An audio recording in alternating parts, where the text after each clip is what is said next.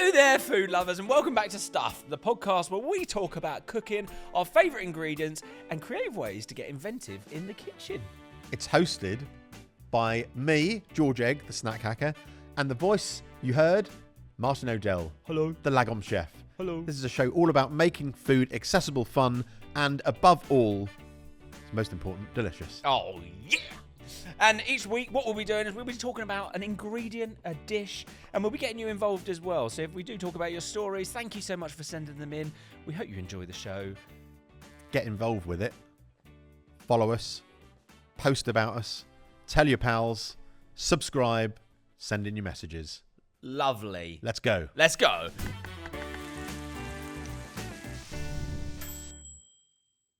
What have you been up to this week? Well, it says here, yesterday was St. George's Day. Was it? St. George's Day, old boy. Gosh, bloody hell, Brit, old St. boy. George's Day. What does George's Day mean? I don't know. You see, in this country, it doesn't. It means kind of, you know. Should have read the notes. Unlike other countries where there's a kind of, you know, excitement about it, St. George's Day is kind of marred by our weird jingoistic kind of negativity, isn't it? There's sometimes when being British is just weird. Yeah. I remember going to Australia and they're like, "Oh, mate, you're pommy," and I'm like, "Well, I didn't do it. I'm 35, mate. I didn't do anything wrong. Like, don't pick on me." Yeah. And it's like when you go to the rugby as well. It's like, "Oh, you're British." And it's like, no, it's so weird, isn't it? It's so weird. Yeah.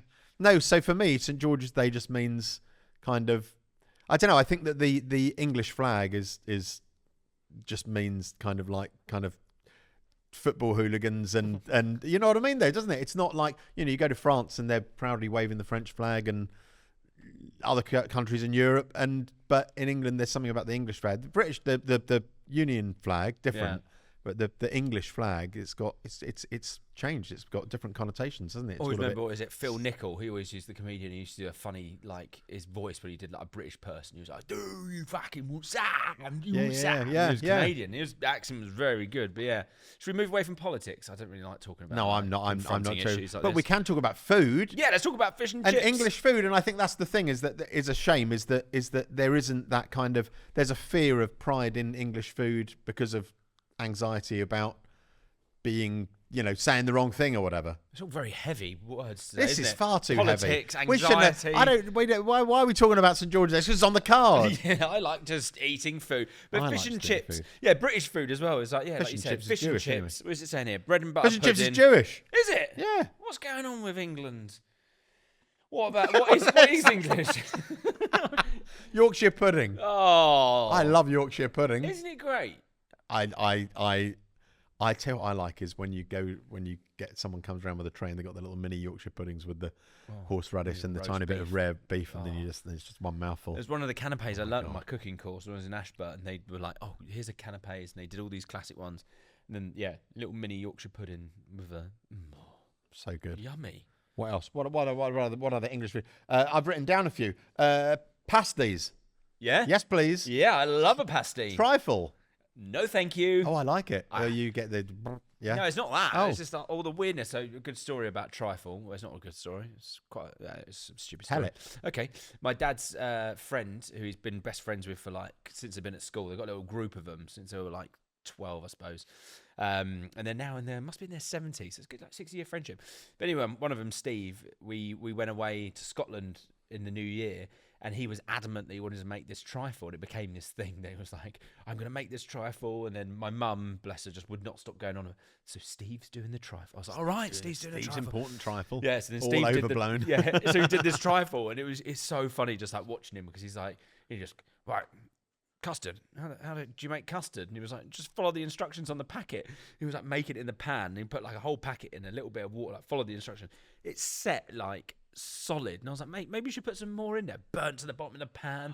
And he's like, the best thing about the sherry, got to try the sherry. It's always that blue rank sherry, just guzzling it. And then Harvey's Bristol cream. Harvey's Bristol cream, yeah. Oh, it was not. I don't like too much booze in a pudding at all. I really don't. Really?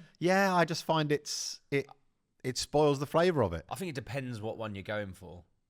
What puddings do you like? You're not really pudding guy. No, are you? I just have I'm not really. Obviously I'll eat everything, but I just mind a little. I'm more savoury guy. Just like a nice little whiskey or a Negroni. I'll have a Negroni for Oh dessert. no. I mean but just separately dessert, as a I'd thing. skip But the when you put like when you have a trifle and then it's too heavy with sherry at the bottom and it feels all a bit like. I tell you what, I had a crepe Suzette once. We went to this place. It was when me and Janine, my wife, we first met, and we went out for crepes, and we had a pear and Stilton crepe, which was, and it was this place called Merlin in Clapton. And it was a crispy like buckwheat one, and then they did a crepe Suzette. And I tell you what, I was absolutely steaming after that. Oh, really? It was swimming in the So they not burn off all the booze? Well, they clicked it, right? And then like they just went out, and then honestly, the amount of booze, it was like I don't think you could have burnt it. It would have taken about 2 hours. What's to burn that Cointreau in there? Is it? Is it Cointreau? Yeah, orange liqueur. Yeah, or Grand Marnier. I think it's similar. Yeah. Beef Wellington. There's French. another one. Beef Wellington. Oh, I'm not a fan of beef Wellington. It's a bit poncy, isn't it? Black pudding. Love black pudding. So love black pudding. Love it. Yeah, I just was it Scottish? It's full English, full Scottish. What do I call it? Full Scottish. Well, full yeah. Yeah, Ulster fry if you go Northern Ireland. Oh, blimey. Ulster, yeah, white pudding, black pudding, potato scone. Yeah. Yeah. Whoa. Anyway, that's not English. No. I was reminded when jotting down my notes about one year we went to this festival in France.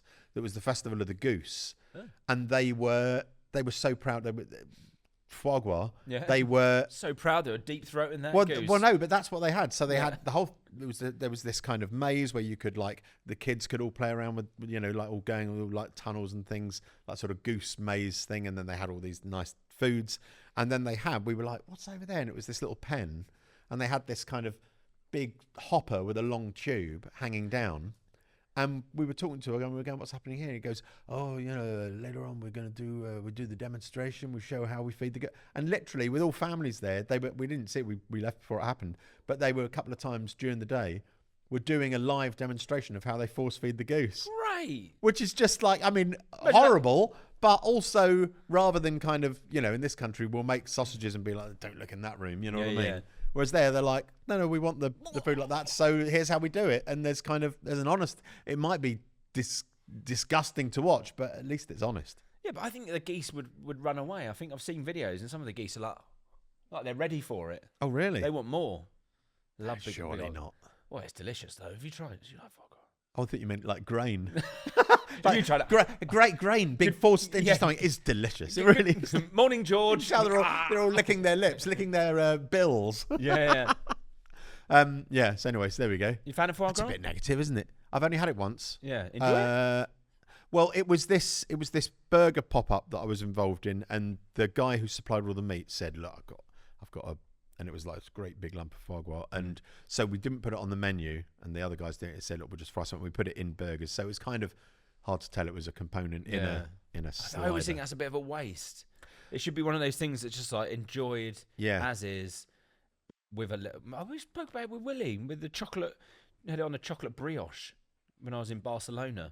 So I had a brioche, chocolate little like chips through it. Yeah. And then a bit of foie gras like cooked off with a little bit of sherry vinegar put on top. Oh, it was good. Unbelievable. What's it like? Just really buttery, buttery, kind of, rich, yeah. And smooth. Yeah, super smooth. Almost just like pops. Yeah. Yum. I mean, I do like liver. It's a bit softer than liver. Yeah. Some lamb's liver the other day. Ooh. Just again trying to. Nikki, Mrs. Egg, was out, and I thought I'm gonna have a bit of mix. She didn't eat meat. I thought I was gonna get a steak. Even in Lidl, I was like, I haven't bought a steak for ages. Like, Christ, it's expensive. Yeah. And I thought, do I really want it that much? Anyway, and then I went to another shop. Really fresh looking lamb's liver, like £1.80 for so much. Just flash fried that with some onions and mushrooms and a bit of English mustard on the side. I love so livers. Good. Yeah. Although really underdone, really pink in the what's the middle. thing in the papers at the minute about Aldi Doody? They've just signed a deal with one of the biggest British Wagu suppliers. So it was like a £320 million thing. Wow. But their Wagu, I don't know if it's not Wagu, because Wagu translates to like Japanese.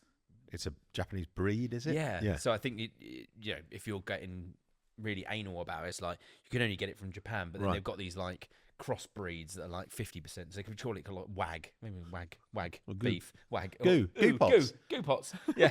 But no, in Aldi they do these Wagu steak, and they're unbelievable. The ribeyes, it's like It's 580, the ones I've been getting, and they're not very thick, but they're just loads of fat in there. Yeah, but it's all about the marbling, isn't it? Yeah, it's not like what you see on the internet where it's like, almost. Some of them are almost like white with a few. Yeah, like someone's got a little red pen and just drawn 6 lines on it. Yeah, but these ones, they look like a steak, but you look like got a good bit of marbling. And I mean, I've cooked them. They're unreal. Maybe I'll be popping there on the way back. I'd highly recommend it. Oh, look, it says, if the world had a St. George Egg Day or a St. Martyn Odell Day, what would people eat to commemorate you? I guess some kind of snack, because a snack hacker. Yeah. Yeah, maybe some unusual combination. Go on then. Coffee and cat food. No, that's horrible. Coffee and cat food? What made you go there? Alliteration and something that wouldn't go together. What would they have for you? I like coffee. I don't like cat food. I don't mind dog food. I used to eat, like, as a joke, eat dog food. People are like, you wouldn't eat that. And you look at the back of the packet, and it literally is just like forced meat and peas and carrots. I remember once I think it was Lidl, in the middle section, there's this great big sausage of dog food. I remember from looking on the back, and in amongst the ingredients was ash. And we were like, what? How's that okay? Is he all right with it? We didn't. I don't have a dog. I mean, we just were looking at it, going, "What's in this? Look at the size of that sausage." Ash was. Ash was I see. Yeah. I think you meant, was the dog all right with it? Yeah. Anyway, what would I eat? What would be commemorate your me? commemorative Martyn Odell food? I would quite like people just to enjoy a very nice flatbread. I was just thinking what I'd really like to eat. Think of anything that sums you up less. You're full of sort of interesting stuff. And I think like bread, but not like nice raised bread, flat bread, like the most neutral. Nothing. I do love flat bread, but I feel like your food thing is. Well, let me explain, cat boy. Come on then. So flatbread, and then like I was thinking, like to commemorate it, I'm all about inclusivity and like lots of people having different things. So you could have a meat kebab just like slipped off there. Now we're talking. You could have some. You just said. Now you're adding things. Yeah, you could have some charred cauliflower there. You could have some nice tahini yogurt. I just have like a table of like additives, and then you just go along. And then just leave the bread. Yeah, just have it. Yeah. This is soup from a stone. Yeah, it's all just falling through your hands. So I'd have a little smorgasbord of flatbread, enjoyable. Yeah, buffet. Picking. Yeah, you're a buffet boy. That would be buffet boy. buffet boy and cat man. Sounds like a shit comic. Right, shall we move on? Incredible comic. Yeah, or an incredible one. Look, we're going to move on to question of the week. Shall I read the question? Go for it. What did the first ever vending machine dispense? Vending machine. It's got to be Coca-Cola. Vending machine. When we were kids, we used to go swimming. Best bit. We're allowed to go to the vending machine afterwards. Yeah. Always like that. Like, I wouldn't care about the swimming. It was all about the vending machine. I think we spoke about this. That tomato soup that used to come out in those little thin brown plastic cups. You had to hold by the very, very rim. Like that. It was so hot. Yeah, we used to do outdoor pursuits, and we used to go there, and we have, is it Knick Knacks, the tomato flavour? There was a tomato flavour crisp of some description. Right. Maybe not Knick Knacks. Yeah, but then we used to get the tomato soup, and you used to put it in, and you used to drink a bit, and then it just all clump in one corner. You'd be like, oh, I didn't mix it properly. I like that. Yeah. What about when you get something on a vending machine, and then it gets stuck? Oh. And then your train arrives, and then you go, my quavers are leaning against the glass. My train's here. What am I going to do? Hit the machine, get in trouble. Oh my God. Our school, when I went to school, we used to raid the vending machines. Like, we used to go get it.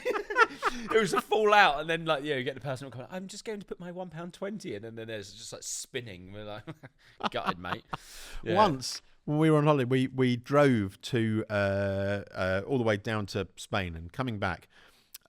We're in the Pyrenees. Can't remember, it was either just on the French side or just on the Spanish side. Can't remember. Anyway, it's this little town, and we were walking around, and there was this. This is with our kids when they were all small, and there was this little sort of alcove with vending machines in, and we were like, "Well, let's go and have a look at the vending machines," and they were all full of rude stuff. Oh, like what?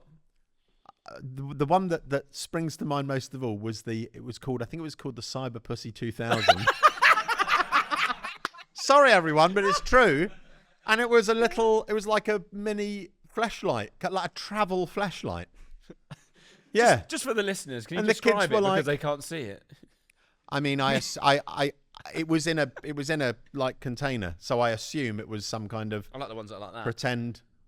You see, I don't know what. A, they can't hear, they can't see what you're doing, and B, I don't even know what it means. But guys, we are on YouTube now, so if you do want to watch the whole episode and see George describe a fleshlight, But then we please- were in hysterics. I mean, we were just going, this is just so funny. Imagine, I mean, who goes on holiday and goes, I forgot my cyber pussy.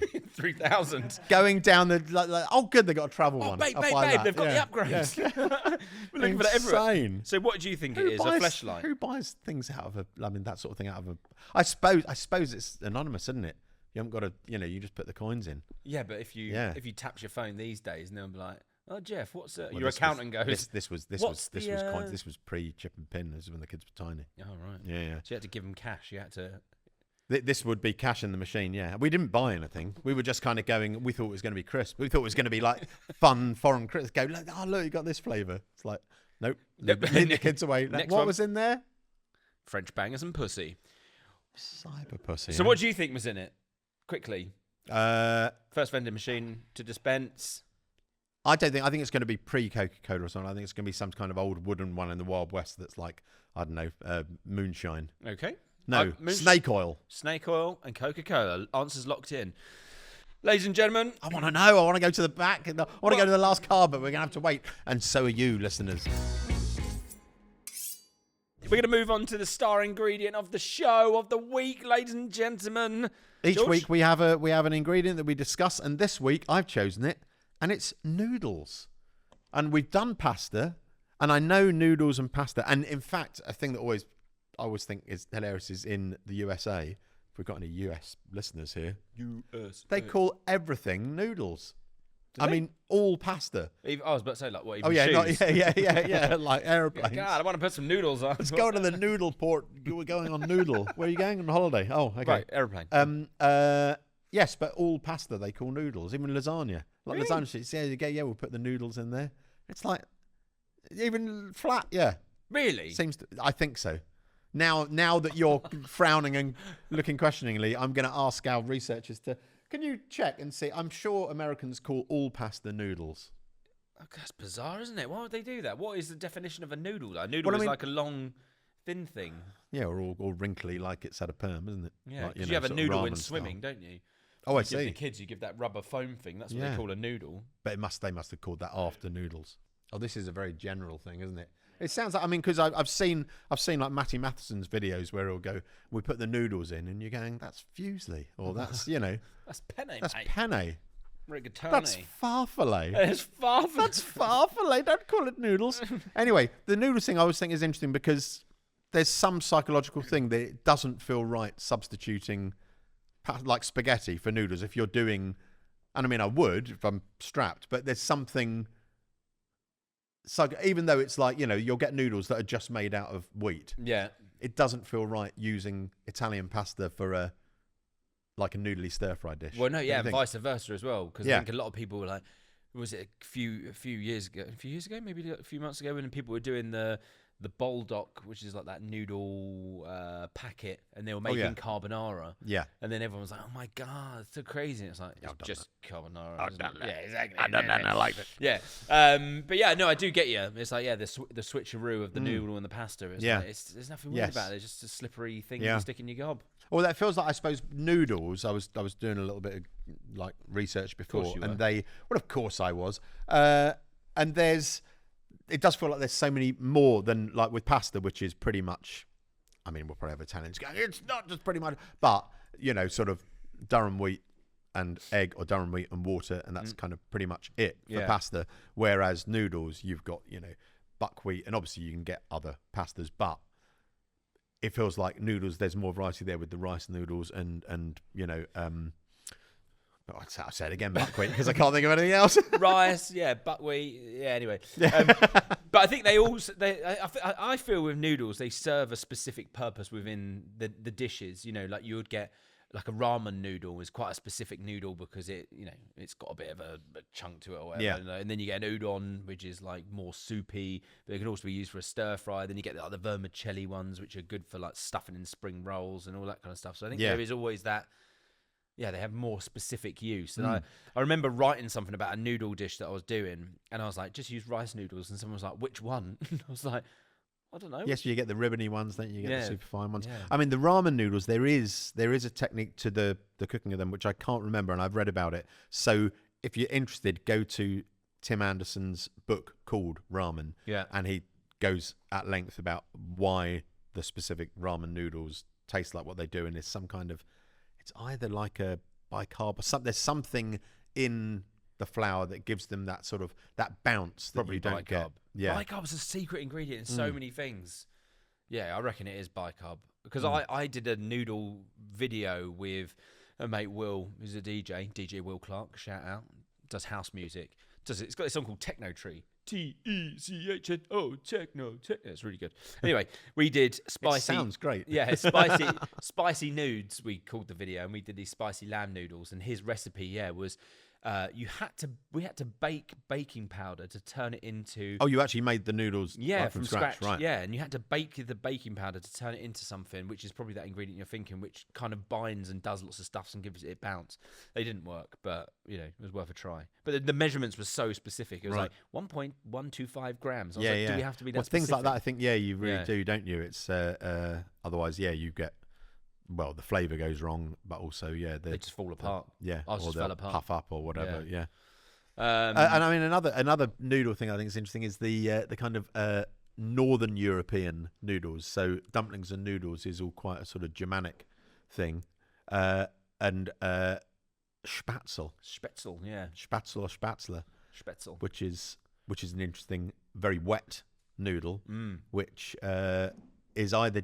I think you can do it. I've seen it done like through a colander, and it's almost like a batter. Yeah. And then the batter is like poured through a colander, and as it hits the water, it forms these ragged, sort of shorter, ragged noodles.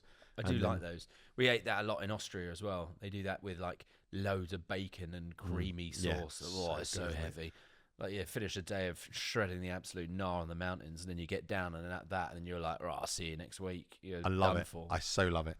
He loves it. What have you brought in? Tell me. So, what I've done is it's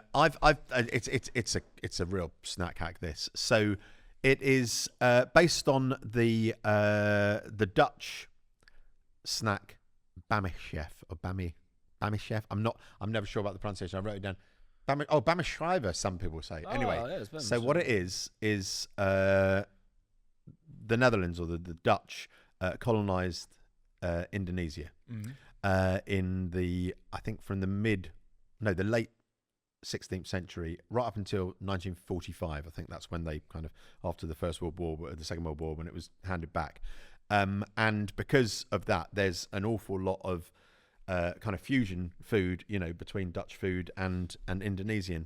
And obviously the Dutch are really into their snacks. Mm. Can't imagine why. It's just a fun word to pronounce.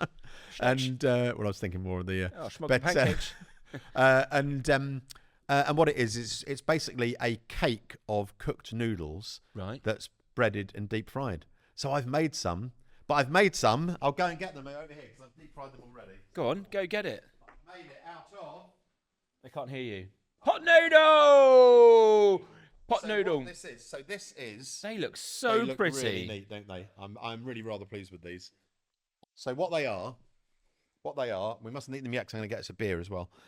They are. You're going to get us a doobie as well. No. What? Why it's did not you my mention? Vibe. Me neither, but we might as well if we're going all Dutch. Well, A, we're indoors. B, it's illegal. C, I don't smoke. So D, we're just going to have a pot noodle.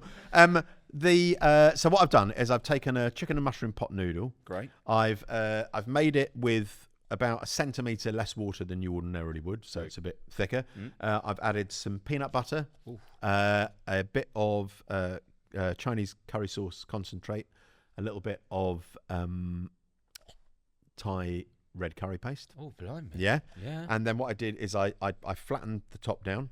I let it chill in the fridge. Yeah. And then I popped it out like a cylinder. Yeah. I cut it into 3. I breaded them. I cooked one at home and tested it, and it was very nice. And then I bought the other two here. And so that is literally what you would get from a vending machine in Holland. Is that a fleshlight? You wouldn't get a Cyber Pussy, Cyber Pussy 2000, 9000, whatever it was, but you would get a little random croquette. And so what I thought I'd do to make them even more tasty, we should photograph them before we eat them, is I bought a couple of beers because the folks at Lucky Saint sent me some of these lemon lagers. Is it non-alcoholic? It is non-alcoholic. They got alcoholic ones in there if you want an alcoholic one. But Yep. I just sort of bring these because Don't really get the point in non-alcoholic Afternoon. beers, to be honest. it was a nice flavour. Is it lemonade? You don't have to have one. There's real beer in the fridge. Do you want a real beer? Yeah. All right, hold on. No, I won't. No. But what I've got, I'm driving. because I think what is really important for me is the right. I mean, it's not the right glass, as in it's not the right branded glass, but I think a really thin glass and a big head on the beer feels very Northern European. Fantastic glasses, George. So look, my friend found these. He found a box of them on the street. Outside a bar. No, just outside someone's house, and he knocked on the door and said, "Are you getting rid of these?" They said, "Yeah, I don't want them." So what you really want to do? Can you pass me a knife, Martin? Absolutely. I'm going to. You gonna do that one? Yeah, I've got enough foam in there. There you go. And you can do the. Oh, do you want me to do it? Yeah. Oh, You so can we're do actually the. doing- You can do the little Dutch thing. That Yeah. they Hey, do. George. Welcome to the There we party. go. Welcome to the. Yeah. Welcome to the party. So this is Lucky Saint. There we go. A little shout out for them. They sent those. So, pot noodle, breaded.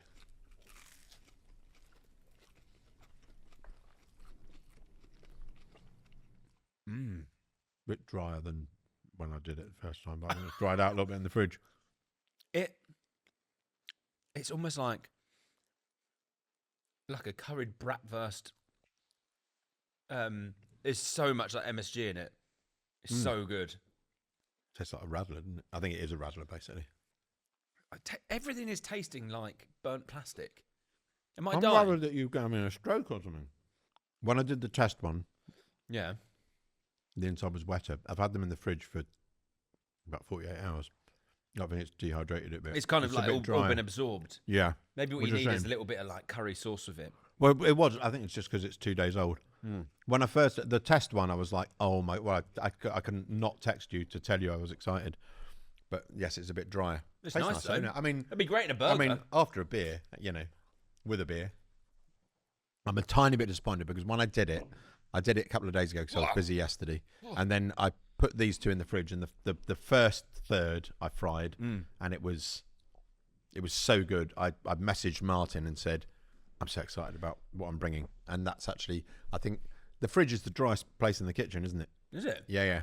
If you're going to dry something out, you should put it in the fridge. Oh. I think because what it does is it Circulates so air. that, because otherwise it would, you get, like when a camper van fridge is turned off and you open it, it's like all guffy. It's because it's not on, the moisture isn't taken out and Yeah. dealt with. Oh. So it's constantly. I thought it was spraying out. tasty though, George. I wouldn't be so hard on yourself. A little bit of sauce, a little bit of extra sauce. It was just, you know what I mean, when you're really confident something's going to be nice because it was good before, and then you go, it's not. It's like, I want you to come back in the past with me and try it. I'll tell you what you could do. You could like make it like you did, and then you could like cut a circle and a circle, and then you could like fill the middle with like a sauce, and then pack two thin bits together, pane it. So then when you bite in, you've got a sauce in the middle.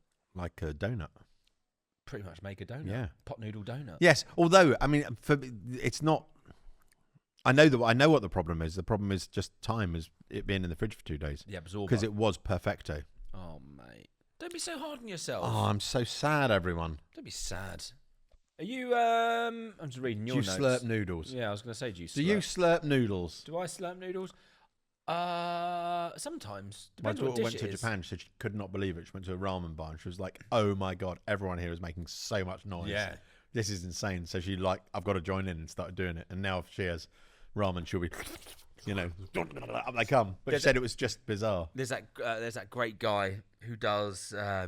He knows so many foreign languages. Like he learns all like Japanese and Chinese and like all of the different dialects. And then he'll go to a restaurant and he'll sit down and just film himself. And he'll just be sitting there and they'll obviously speak in their language, and then say something. And then he'd order it and then say something really quite nuanced to that language. And then all the people in the restaurant would be like, "What the?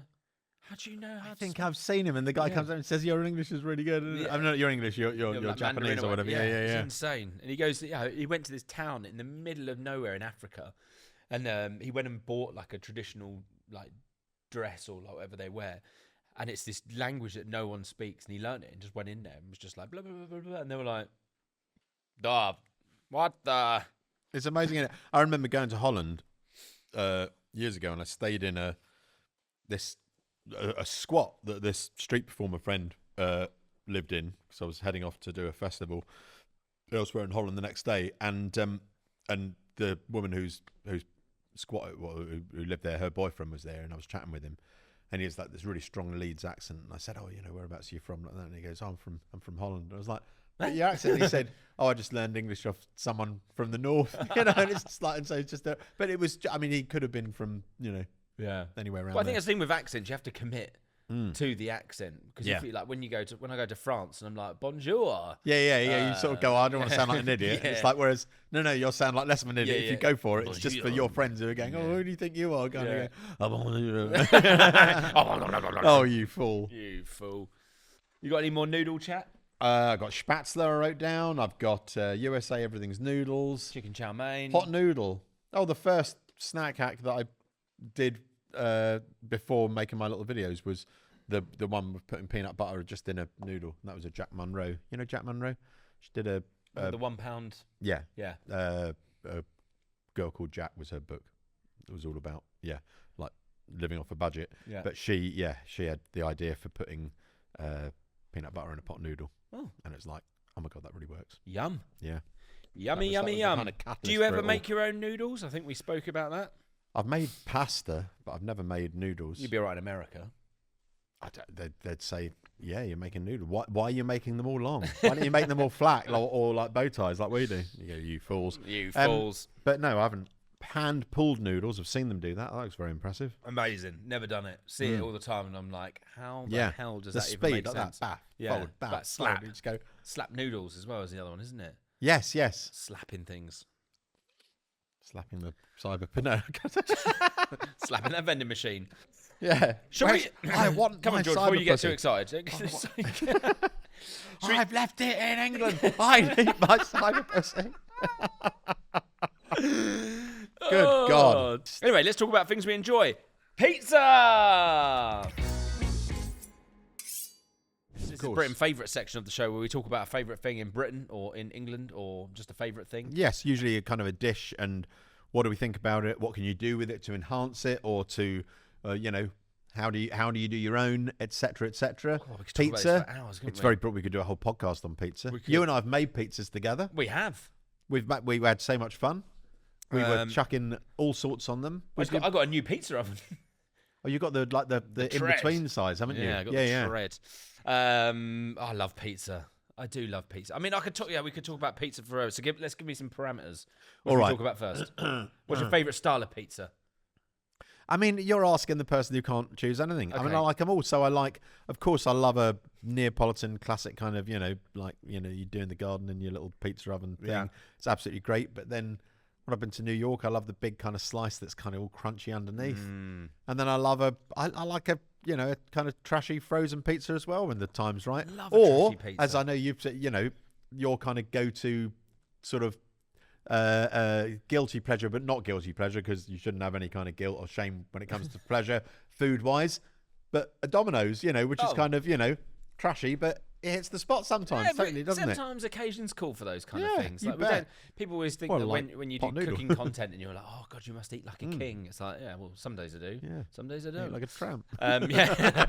But I had I had my first ever Detroit style pizza. So what's that like? So that is like a tray bake. So it's deep like that. And I think how they do it, don't quote me on this, but the one that I had was like they put Parmesan cheese around the outside of the tin first. Before the dough. And then the dough goes in, and then they press it down. So it's quite thick like that. And then tomato sauce, cheese, all that kind of stuff, and then like pepperoni and stuff. And then they bake it in the oven. So then when it comes out, you get the edges are just like this, like amazing crispy. Yeah. And then it was at Chet's in the Hoxton Hotel. They opened up their little wine bar downstairs. And they had all of these different styles. They had one that was mortadella, pistachio, burrata, and then they had like a classic pepperoni one, and it was just the first time I'd ever really had it. And is that the one like, that's cut into kind of rectangles? Yeah, squares. Yeah. Yes, But- it's almost like pizza meets lasagna because Yeah. of the shape. Yeah, and then we had pizzas on our wedding. So when we got married, we had like a buffet to start off with, and then in the evening, we had about £1,000 worth of Voodoo Rays turn up, and they were just these massive, like however big they are, 20-inch pizzas. And just got a video of Janine, my wife. She was like, I can't remember drinking too much or eating anything. And I just got this like 3-second video of her with like a slice of pizza bigger than her arm and a Negroni just sort of like swanning around. And I was like, there you go. Yeah. But no, pizza's one of those ones. It's just, if you're like, what should we eat? Oh, I don't know. I tell you, I think the only pizza that I would always not go for on the menu, and it always feels like a pity, is the calzone. Well, saying that. Oh, I'm sure they're absolutely great, and there'll be people going, "Oh, you got to try the bloody blah." Yeah. But there's just something about like the greatest thing about pizza is the toasted bits on top and seeing it and everything. It just feels like you're hiding it and you're missing out on all the toasting. There is a place in Innsbruck in Austria that we go when we go snowboarding, and you get down to the bottom of the mountain where you park your car, and there's this restaurant, and they do a calzone, and it sounds disgusting. When my wife first said it to me, I was like, oh. And it was just like tomato, cheese, ham. They bake it as a calzone. Just before they serve it, they open it up and just stuff it, like proper stuff it with salad. And it's all dressed. And you're like, oh, Janine, I'm like, come on. And you eat it and you're like, the best, hot, cold. So it's almost like a hot sandwich kind of thing. And it's so, honestly, that sounds unbelievable. Nice. That sounds interesting. It doesn't sound like a pizza, but it sounds like a nice thing. Yeah, well, it's not a pizza, it's a calzone. Yeah. A stuffed pasty. Yeah. When does it become a pasty between a pita bread and a... It's all that. It's all that kind of where one thing meets into another. Stew's a soup, a salad. When is a sauce a soup stew? Yeah. Well, I think the thing with pizzas, which I learn, I think you learn in a very fast way, is over topping the pizza. Yeah. Like if you're making your own pizzas at home, you can sometimes get like, let's get everything on, put a bit of cheese, a bit of meat, a bit of mushroom, sweet corn, and then you put it on, and then everything's not cooked, everything's underbaked. So it's Dan from Sodo, the pizza place we spoke about before. They do this pizza called the Wicker Man, which great video, by the way. Thank you very much. Shout out, Dan. Worth seeking out, folks. Yes. When you're on YouTube watching Stuffed, go and find that one as well. Lagomchef.com. He knows his stuff about pizza, and he was always like less is more. So that Wicker Man pizza is just like whatever it is. What is it? It's tomato and big dollop of mascarpone, cooked with a bit of basil, and then finished with hot honey. And it's just like so simple. Yeah. It's just. Oh no, I think that's so. When the kids were smaller, we'd often do like sort of pizza evening, and then we'd have bowls with all the different things in, and of course, the kids are all like, put everything on. It's like you go, but then at the same time you're like, oh, I don't want to miss out on anything. I don't want to get too full. I don't, So you end up, So I'm still guilty of it. Yeah, but fewer things is always just. I always remember when Noah was about three, and he went through this real phase of like starting to enjoy pizza. And it was just before his bedtime, and the classic kid just goes, I'm hungry. And I was like, what do you want, mate? He was like, pizza. And I was like, mate, do you understand how long it takes? But I did the flatbread recipe, which is that 2-to-1 ratio, self-raising flour and yogurt. I honestly made this pizza in about 2.5 minutes, and he wafted it down. He did not have a clue because it was a circle. It had tomato ketchup on it and cheese. So I basically made this flatbread, pinned it out into the shape of a pan. I'd already had the pan on hot while I was making the dough. Put it in, browned one side, flipped it over, tomato ketchup, cheese, under the grill. Mate, pizza in like 3 minutes, I reckon. And he was like, thank you, Daddy. And I'm like, yes. The shape thing I think is really interesting. Is that whole thing that, there's in my book. Oh, hello. You haven't plugged it in a while. I haven't plugged it in a while. I better plug it now. Out on June the 5th, The Snack Hacker. But no, I've got a recipe in there for what we call packed lunch pizza when the kids were small, which was basically a wholemeal bread base, and then you don't put very much cheese on, you put tomato sauce on, and then you basically just put whatever veg you've got left in the fridge, all chopped up, and bits of oil and herbs, and then bake it quite low and slow. And it cools, so it's really firm. You cut it into rectangles. But I was talking to my cousin Benj about it, and he said I've done it a few times. He said, but it has to be a rectangle. He said if it was a circle, it just wouldn't work. You go, this is wrong. This is a wholemeal base. Stop trying to trick me. But Yeah. you do it in a big like tray baked rectangle, and it's like, oh no, that's fine. It's got that kind of whole food shop vibe. But Well, the yeah, I other think the Shake's other fascinating. person people should go and check out if we're talking about pizzas is Adam from Peddling Pizzas. Does a lot of stuff with Gosney. He's like my go-to person whenever I've got questions about dough or anything. Yeah. And his YouTube is just like so informative. It's like no flashiness. He'll do like 30-minute like videos. Is he the one who does the video real time like pizza from scratch to done? Yeah. And it's like Yeah. there was no speeding up there at all. No. It's just that's how fast. Yeah. And when he makes his I think he does a market on a Wednesday. So on like the Mondays, he will always do like I'm making my dough, and it's just like a 30-minute. Non-interrupted, no editing, just him going. So this is what I do. It takes you through the whole process, and it's therapeutic. Yeah, very good, very good, very nice. Lovely stuff. Oh, Always a note I wrote down: tarting up a pizza. That's always good fun. Just buying a Cyber Pussy 3000. yes, and I was gonna say buying a cheap, supermarket one, and then adding other things to it. It's got That's really always hot in fun. here. It's because you keep thinking about the Cyber Pussy 4000. All the different models. I wonder how many I wonder it was like WD-40 that they did 3,999 Cyber Pussies that didn't quite work. And then it's like, we've done it. We've got it working.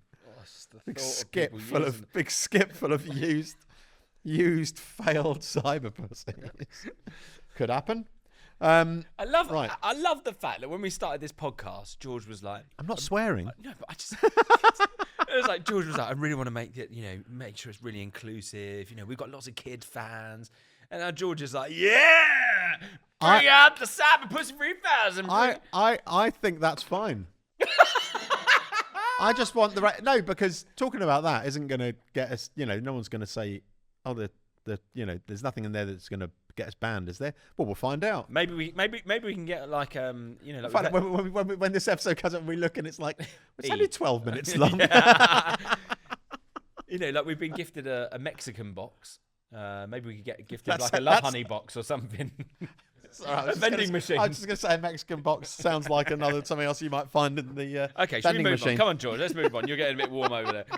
Right, ladies and gentlemen, we're going to move on to listeners' questions and stories. This is probably my third favourite part of the show. It's my second and a half. Yeah, where we get to discuss that your questions and your stories that you've written in. And if you do want to write in, send us something into @TheStuffPodcast. We have one of our many members of the team who will decipher your message, make it legible, and then we'll read it out. Yeah, and sometimes go, well, we can't read that out. That's a bit rude. That's far too rude. And also your wines as well, which we'll move straight onto after. Harvey asks, Oh, that's a good surname. do you... It just makes me think, no, let's not go there. Of what? Don't. Carry on. Who? No.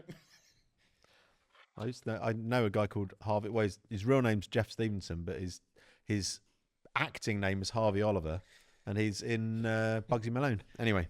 Do you want to be a boxer? I'll tell you just one thing. He's in Fat Sam's gang. Oh, Fat Sam's Grand Slam.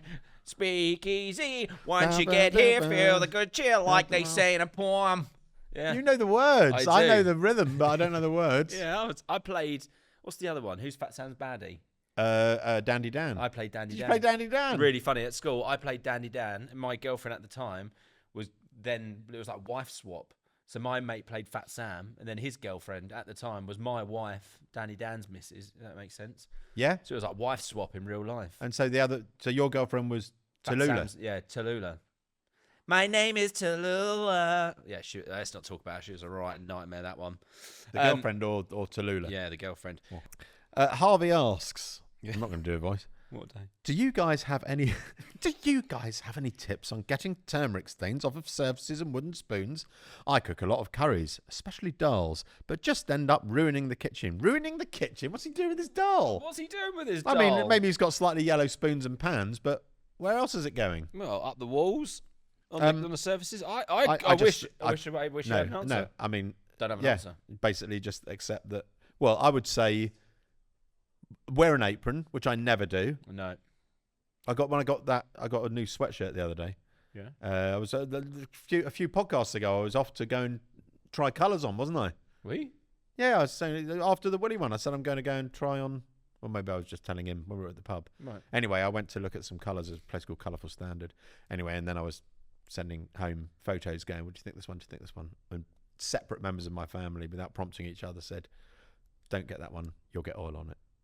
Oh. Which I always do because I never wear an apron. Yeah. So I would say, don't be like me. Wear an apron and accept that your wooden spoons and your Tupperwares will end up with a yellow hue to them, but that's fine. But Harvey's got no issues with getting it on their top. It just says the work surfaces and wooden spoons.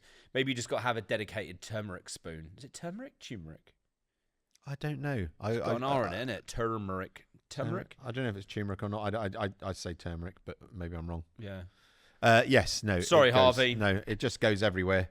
I have a board. If I'm ever chopping up beetroot, I use this. I've got one board. I always use that, so it doesn't, because beetroot's another one that's quite hard like to a get grubby out. board. I don't mind a grubby board, but I've just got one that like I'll maybe serve cheese on and stuff. So I kind of go, well, I won't do the beetroot on that, otherwise it look like someone's been murdered. It's been a murder. Oh well, sorry, Harvey. If so anyone we does can't know, though, please Yeah. write in. There may be some genius hack on TikTok that's come Maybe up. WD-40. Maybe WD-40, or maybe just yeah, don't know. Wear some sunglasses that have like a weird hue in it, so it just cuts out the yellow. Then you won't see it. If you wear yellow sunglasses, yeah, it would disappear, wouldn't it? Yeah, Counter. everything would be yellow. Yeah. Great. There we go. Do that. Okay, moving on to the wines. So the wine list. Shall I get the board? Yes, it's there. It is. So the wine list. We have people send in their kind of complaints and everything, and we decide A, if they're good enough to go on the list. Not that there's very much room on it. B, if we can solve them, or C, if we say no, it's not. It's all right. It's not that bad. Okay. It's your go because I just read out Harvey's one. Martyn with an I. Strange spelling. Mine's with a Y.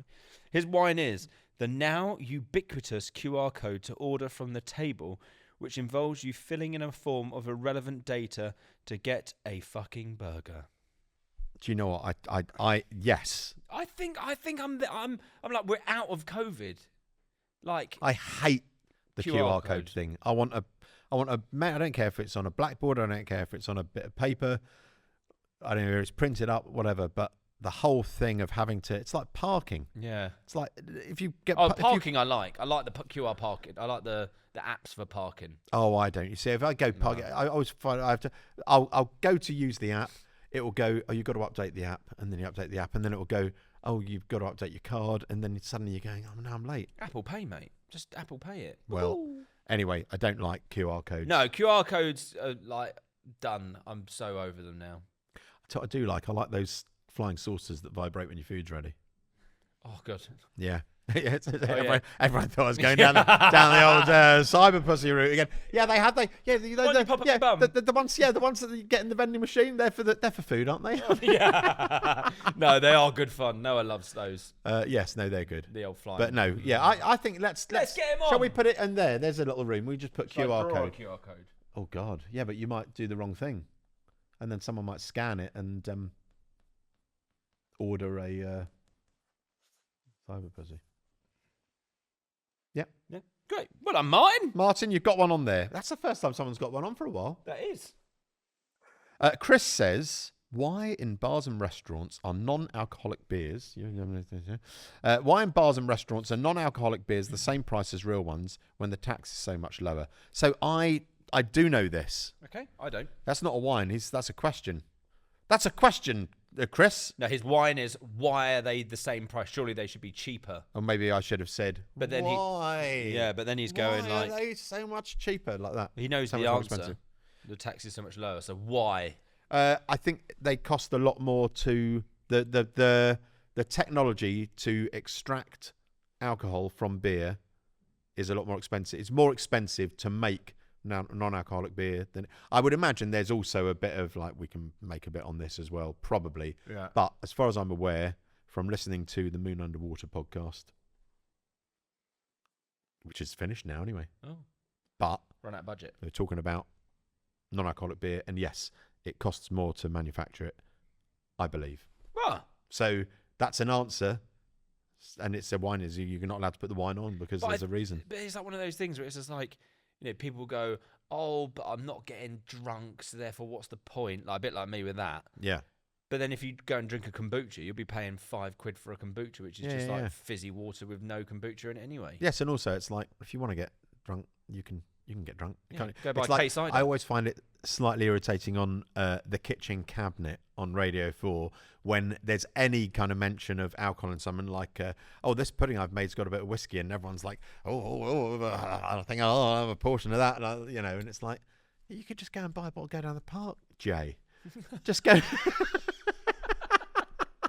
Sit on a park bench with a bottle of QR sherry. Is that the really cheap one? QR? I don't know. I think so. It's like the real kind of, for the park, not the table. Because I told you we used to do what do we call it? Bucks Fizz. I think we called it a tramp fizz because we used to switch it round. So Bucks Fizz is flat orange juice and sparkling Prosecco, whatever. And then you switch them. So you get a bottle of cheap white wine and then you put Fanta in. So you get the fizz from the Fanta. That's a great idea. Yeah. It's like an anti-Bucks Fizz. Because I've done a video for the anti-shandy, which is non-alcoholic beer and hooch, alcoholic lemonade, half and half. So it's exactly the same.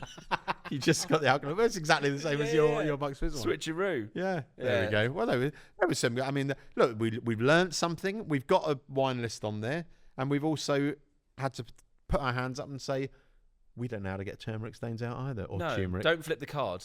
Oh, what is it? I haven't looked. It's the vending machine, isn't it? Yeah. Have you got a wine? Let's have a look. I did. Or should we open up the floor? Has anyone else got a wine in-house? In-house wine. Do we have an in-house wine? Sitting there, just might as well put them under pressure. They all start sighing. Listeners, if you can hear a hubbub in the background, it's our team here getting very animated because someone has suggested a wine which we're all agreeing on, which is I think we're all agreeing. You're agreeing as well? I've got a couple of thoughts in my head. Okay. Well, a lot of us are agreeing that restaurants where they say your food will come out when it's ready.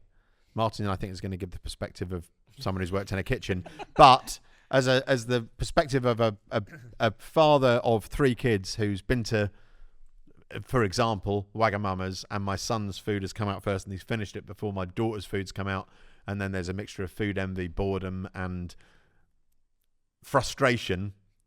I agree. But Martyn, what's your take? Well, there's a couple of things. It's like, I think if you look at Wagamama, I think if you look at the process, there'll be lots of different sections where stuff will be done. So all the frying will happen in one section, all the noodles will happen in one section, the colds will happen in another section. So I think for them, because the volume is so high, they literally just go, check on, cook whatever is on that ticket, and then get it out. Whereas if you're having more of a dining experience and you have like fully fledged kitchens that are like, the cold starters, mains, they all have to work in unison. So if you watch YouTube's like Fallow, you see like the communication between the whole brigade to make something come together. It is hard. It's pretty hardcore. Yeah. So when you go to places like Wagamama, I'm not saying the chefs aren't skilled, but it's very like entry level. Right? Can you warm that up? It's common sense to stick some noodles in there for 2 minutes and do that. So I think they just train them on a section so that everything doesn't have to work in unison. But saying that doesn't mean it doesn't fuck me off. I think for me, because I've had experiences in Wagamama where it's been a bit irritating. Yeah. And like, whatever. It came a bit later. That came after that, whatever. But then other experiences like the one that I just cited where it's like, this is ridiculous. Yeah. And it's sort of like when they say it's going to come out at different times, it's like you almost want to say, well, give me a rough idea. If it's going to be 2 minutes, okay. If it's going to be 20 minutes, then you're having a laugh. Yeah, because some places, I mean, like, Mountain, for example, they say that. They said, whatever you've ordered, it could be some stuff on a cold, could be some stuff on a hot, or it comes out at different times. You're all right with that. And I think when you go into a bougie establishment, you're kind of like, yeah, all right. Because I think the difference is there, I suppose, with Mountain, when it's small plates, it's almost a certainty that everyone's going to be sharing. So if things are coming out at a different time, that kind of doesn't matter. I suppose if it's like, he's having this, blah, blah, blah, then it's like, if his comes, and then 20 minutes later, there's, then it's like, well, we were supposed to be eating together. I think if it's sharing things, then it doesn't matter. Okay. I'm happy to put it on. Let's put it on. Wagamama's. Tits. Wagamama's system. Okay, I'm not going to turn over the card because it's the vending machine thing, isn't it? And you've looked already, have you? No, I haven't looked. Oh, you haven't looked? But I saw you about to turn. I was going to, like, Okay. Because I want to do it together. So the question of the week was... Let's go back to the beginning. What was the first thing to be vended from a vending machine? Yeah, what did the first ever vending machine dispense? I think Coca-Cola, and you said snake oil. It's going to be a wooden cyber pussy, isn't it? That's what a wooden... yeah. Or a stone one. Stone Age thing. Ready? On a count of 3. 1, 2, 3. Oh, Holy water. holy water, Batman. That was a bit disappointing. Yeah. Invented in the 1st century by Hero of Alexandria, an engineer and mathematician in ancient Egypt, the machine accepted a coin and then dispensed holy water. I think it's because I'm not really a religious person. I find all of that kind of stuff just like, It's just silly. it's just water. Yeah. So he dispensed water For money. for money. Genius. You can get water. You can get water out of machines now, can't you? Yeah. Yeah. Just go up to it and press a button. Cans. Don't even have to pay. Water fountain. Yes. Actually, I'm really glad that's become a thing, because that always, like, you know, before everyone was like, oh, you got to carry around a water bottle and fill it up, and because water fountains were everywhere, Yeah. and then they went for about 2 decades, and now they're back. Well, I tell you, the best place for water fountains is Zurich. It's unreal. They're don't just know everywhere. I went there on my birthday probably about 6 years ago, and I remember reading, if you like Google how many fountains there are in Zurich, and I was like, I'm going to go around and get every single one. I did not stop weeing. I probably did about 15 of them. I was like, just a little bit. Yeah, and I was like, oh, it was like a pub crawl, but a healthy one. And I honestly did about 15. Been so hydrated. I was just like, I don't know if I can make it to the next one. How many is there? How many fountains are there in Zurich? Because the other good one is the one in Hasselt, where it's the weeing boy. Oh yeah. Yeah, it's like the boy that's standing there, and you're just like, You can get a drinks dispenser of that. Yeah, I had the T-shirt. Is it 1,200? Oh, wow. You didn't do all of them, sure. No, I did 15. I remember doing it as like a bit of a joke, like every time we walk past one. But they're like beautiful, like Wow. really cool, little hole in the walls, little stone ones, little. Oh, yeah. that's so nice. No, the little weeing boy. I went to a restaurant in Axminster once called the Giant Club. It's gone now, but they had they did a dessert. It was gorgeous. It was a rhubarb sorbet with a rhubarb liqueur, and they made the sorbet out of the green part of the rhubarb, so it was this green sorbet, and the liqueur out of the pink part, so it was this bright pink liqueur. And it was and you can get them, and it's like a bottle. So you put a battery in it, and it's got a little statue of the weeing boy, and then you put your little glass on, and you press a button, and you just pisses into your tiny glass, bright pink liquid, and then like that. Yeah. There's some beetroot. He's been on the beetroot. He's been on the beetroot. He got up in the morning. He did a wee, panicked, thought, "Shall I phone A&E?" And then his other cherub said, "We had beetroot last night. Do you remember?" And he said, "Oh yeah, sorry, had a few drinks, forgot." I always write on my hand if I've eaten beetroot, Do you? just in case I'm panicked. Really? No. Imagine. I've never been surprised by the wee, but I've been surprised by the poo and looking down and going, Oh my god. "That really looks wrong." Yeah. And then thinking that my guts are falling out. Yeah. Good night on this. Yeah, he won't go there again. On the beats. Oh, George, the last little bit of your. I tell you, I'm disappointed. I'm disappointed. I'm going to do it again. It just needs to be done fresher. That's all. Okay. See, I did that it's Thursday today. I did that Tuesday afternoon, fried one, ate it, then breaded the others, put them in the fridge. What were you doing last night? Why didn't you make it fresh last night? Oh, dealing with my van business all day. I was van. I had to go and get it recovered, stripping it all out and everything. As Harvey would say, what a day. Ladies and gentlemen, look, that wraps up another wonderful episode of Stuffed. Thank you all for listening. I'm thoroughly infused by our conversations today. Does it make you want a pizza? No. Does it make you want a cyber? I'm rushing out to France. I'm going to France on Saturday. Well, actually, when you do go, do look at vending machine, because you go on the continent and there are things like that. You go, you would not get that here. A vending machine on the street, selling knickers or whatever. Okay. Anyway, see if you can find one. There we go. It's got to be the travel one. Once again, folks, make sure to follow us on social media so you can get involved in future episodes and recommend us to your friends, and send in your wines and your questions and your ideas and subscribe. That's the one thing. That's but they when have we to had keep that little chat.